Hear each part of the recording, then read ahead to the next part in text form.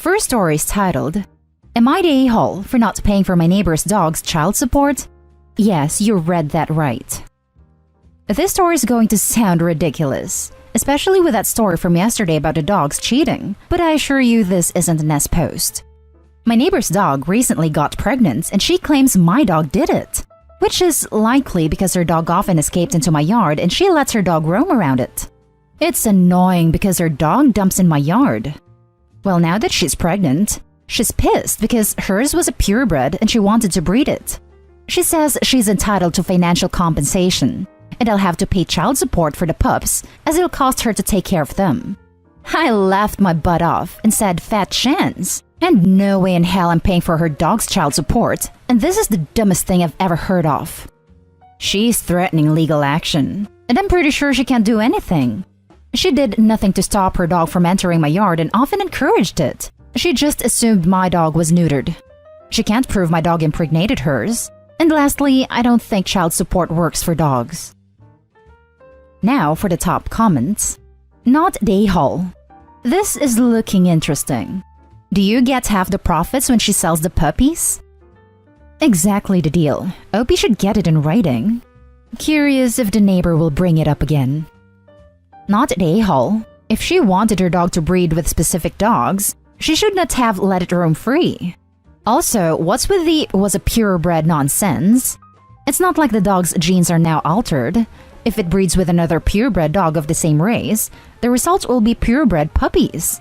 I know it's a thing in the breeding world, but it's stupid as hell. I think she's just referring to the fact that there is a maximum number of litters a female dog can have, and now one of those litters will be less profitable because they won't be purebred.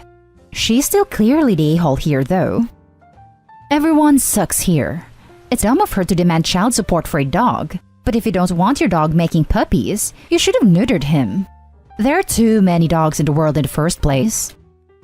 Did you miss the part about the neighbor letting their dog roam around Opie's yard without permission? Maybe the neighbor should have had their dog fixed if they wanted to be responsible, not an a-hole. The next story is titled, Am I the a-hole for telling my nephew his presents were from me and not his dad? So, I bought Christmas presents for my nephews, 8 plus 14, and gave them to my brother since I won't be seeing them for Christmas this year. They had tags on them that said, To XXX, love and XXX. Well, the 14-year-old's birthday was 3 days ago, so he opened one of his birthday presents from his dad, my brother. Then the 8-year-old got jealous, so I let him open one of his Christmas presents from me. Then I guess he just let them both open everything. On his birthday, I asked my nephew what he got. He proceeded to tell me he got an RC helicopter, a card game, and a game for his Xbox, 2 of which were what I gave him. So I was confused and asked if he opened a Christmas-wrapped gift. He said yeah, he and his brother just opened them on his birthday. I said, oh, okay, well, I hope you liked what I got you. I'm not sure what teenagers are into nowadays. And he said, huh? Dad said he bought those. I was confused, so after the conversation, I texted my brother about it. He was upset I ended up telling my nephew and said, money's tight this year. I wanted them to think I was able to give them a good Christmas, and you ruined it. Thanks. And hung up. I'm so mad and confused. Logically, I know the point is that they got presents, but like, damn, I'm still mad because now they think I didn't give them anything for Christmas either. Am I the a-hole? Should I have talked to my brother first before telling my nephew they were from me? Now for the top comments. Not the a-hole. Your brother should have talked to you before giving his children the present you gave them. I understand your brother being tight on money, but they could have given their children cheaper presents instead of lying to them. To be honest, this is why I always wrap the cards into presents so people can't claim the gift without asking. Not the a-hole. Your brother is the a-hole for real. He straight up lied to his children and blamed you for it. Yeah, money is tight, but he is not the only one struggling. Also, his children are old enough to understand that this year is different, so he just should be honest with them. Also, I don't see the point why they were allowed to open their Christmas presents on the birthday of one of them. Like, now they get nothing for Christmas. Your brother messed up on many different levels. Would still demand from brother to be honest with the kids, or I will be honest with them if he is not. I am happy to bet brother is going to ask everyone to buy them new presents for Christmas, and he will lie to his kids again that those are from him. No. Brother should have talked to you from day one and asked if you were on board with doing this. If you said no, then so be it. You have no expectation to need to clear the truth on something so basic with anyone. Not the a-hole. Now for the next story. Am I the a-hole for celebrating my anniversary despite what happened at my wedding? My husband and I had our wedding last year. The venue was beautiful and bordered a lake. Unfortunately, during the reception, one of the young children snuck away from their parents and decided to go for a swim, despite not being able to. This was tragic and devastating, and obviously cut the day short. We haven't really spoken to the parents since then, as we weren't close to them aside from seeing them on holidays, which haven't happened this year. We're still Facebook friends though. When our first anniversary came, I made a post celebrating our anniversary with a few wedding photos. I didn't think anything of it until the comments came flooding in. I woke up to 30 comments and 15 missed calls. The top comment was from the mother of the child, who was outraged about it. She wrote a very long comment about how my post was disrespectful of the tragedy that had happened that day, and how dare I post that and not mention her child, and of course talking to her first. 30 comments later, and it was clear that the entire family had clearly started to take sides in a battle I didn't realize I created. As of today, we're at 150 comments. My friends and my parents are involved too. Half of his family is screaming for me to take it down, apologize to the parents, and show more respect, possibly by even celebrating our anniversary on a different day. Some of the family think that we should still be able to celebrate our anniversary in the actual day, but just keep it offline to keep the peace. I don't think I did anything wrong with my post, and I feel like we should be allowed to celebrate our anniversary just like anyone else. I'm not celebrating the tragedy, I'm celebrating my wedding. Am I the a-hole? Now for the top comments. Everyone sucks here, but for crying out loud, take the post down. On one hand is a family with a dead child facing the 1-year anniversary of their loss. Unimaginable pain. On the other hand is your need to have people comment on how pretty your wedding was and tell you happy anniversary. Their pain far outweighs your needs for likes. Why you didn't block the family of the dead child from your post is beyond my ability to comprehend. As soon as you saw it was causing pain, you delete the post. Of course, you can celebrate your anniversary all you want, just not visible to these people who have a dead child. Show compassion. I have to agree here. We weren't that close isn't exactly a great excuse for ignoring that someone who will see this post lost their child during this event. You're the a-hole. Something awful happened at your wedding. It wasn't your fault, but it's something that you have to deal with. I'm very sorry that you will never be able to have a normal anniversary, but that's a small burden compared to having to deal with the loss of a child. Those that say you should just celebrate privately are absolutely correct. Do not put anything celebratory where the grieving parents can see it. People have been celebrating anniversaries for centuries before Facebook existed. You'll survive without making public announcements of your love for friends to see. I can't believe it took this long of scrolling to find a you're the a-hole. I think your last sentence hits the nail on the head. You became the a-hole the moment all hell broke loose on your post, and you didn't have the decency to delete it completely. The fact that OP cannot actually say the words, "A child died at my wedding," means that they know how upsetting this is, yet chose to put this into the face of the grieving parents. You're the a-hole to the max. Edit. I have changed the post to only be visible to me and deleted all comments to try to stop the arguing. But from the email we just received, those comments were just a symptom of a larger problem. My mother-in-law sent us an email with, from what I can tell, roughly 3/4 of my husband's family carbon copied on it. His parents, grandparents, and the parents of the child are not only in the different day camp, but they are also demanding a second wedding.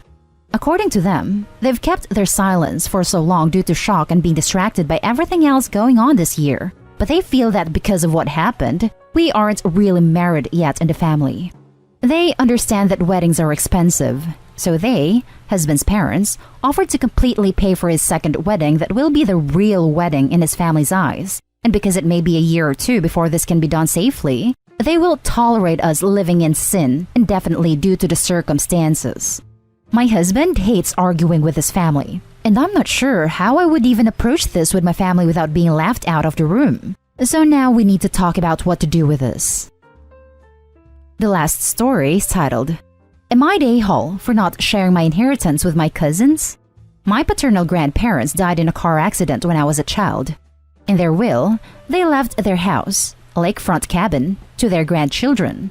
At the time, that was just me. My parents had barely hung onto their own house in the recession and didn't trust the stock market, so they turned the cabin into a rental. The plan was that when I went to college, I could sell it for a hopefully higher price, plus have whatever rental income it had made. It was a good choice. By the time I graduated high school, the cabin had made enough to pay for almost 2/3 of tuition. I decided that rather than sell it, I'd use student loans and pay them off with a future rental income. I'm a junior now, and if things keep on as they are, I will pay off the loans 2 years after I graduate. The trouble started a year ago when my paternal aunt married a man with 2 teenage sons. They'd used the cabin a few times before the marriage, as I always let family use it, but after they started going monthly. I tried to be patient because I knew COVID was making us all steer crazy, but their visits made it difficult for me to sanitize the cabin. We started having quibbles over when they could go. Then I went up to prep for a new client and I found a mess, one made after I cleaned up for my last guest. The keypad logs show my aunt's code. She had not told me her family would be there. I called her to ask why she hadn't asked to use the cabin or cleaned up, and she said we should talk in person. My parents and I go to her backyard, social distancing and all, and she first made my cousins apologize for leaving the cabin a mess. They revealed they were there alone, and I told them that can't happen. No one under 18 can stay in the cabin unsupervised per the rental license. Rather than address this, she told me she was very frustrated with how I treated a family cabin like it was mine alone. It was all for the grandchildren, so her sons now owned a third each. I almost passed out, but my parents jumped in and told her no, that's not how inheritance worked. They had specifically asked the estate lawyer about this, and she said that beneficiaries had a time limit to claim their inheritance, and once it was distributed, it was final. The cabin was mine alone, legally. My aunt freaked out and said I was being greedy. Grandma and Grandpa wanted us to share, and I should teach my cousins the business so that the cabin could pay for their college too. It became a big fight, and my uncle asked us to leave. Now, I'm very torn. On the one hand, I love my cabin, and I worked really hard to build my business. At this point, I handled all bookings, cleaning, and maintenance. But on the other hand, if my grandparents had died today instead of over a decade ago, my cousins would have a share. So, am I standing up for myself by keeping the cabin, or am I being a greedy a-hole? Now for the top comments. Not an a-hole. Your parents are correct. That is entirely your cabin. Change the locks on the cabin and no longer allow your aunt or her family access. They are trying to take something of yours to which they have absolutely no right.